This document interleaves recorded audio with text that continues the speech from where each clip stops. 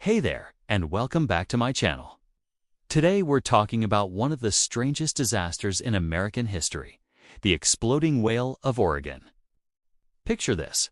It's July 1970, and a whale has washed up on the shores of Florence, Oregon. Now, this isn't the first time this has happened, and it won't be the last. Back in 1910, similar whale carcass had been discovered in the same spot, and it was dealt with in a similar manner. You see, the townspeople back then didn't have any fancy equipment for dealing with dead whales, so they did the next best thing. They blew it up with dynamite. Now, this is where our story takes a turn for the explosive. Officials at the time decided that they would follow the same procedure. They would load up the whale with dynamite and then blow it to smithereens. But there was just one small problem.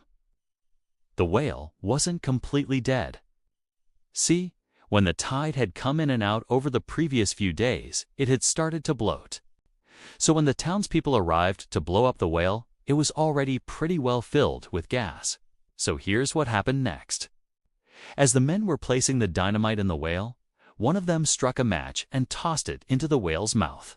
Then the whale exploded, showering the beach with huge chunks of flesh and bone. Eyewitnesses reported that the whale's jawbone and ribs flew through the air like javelins. Cars were smashed and people were injured. The men who had been standing near the whale were knocked over by the force of the explosion, and the heat from the blast even singed the grass on the nearby golf course. Needless to say, the disposal of the whale went about as wrong as it could have.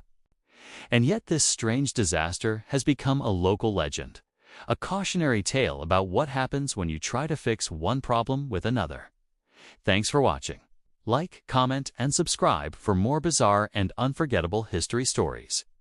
And remember, don't feed the whales after they've expired because they might explode.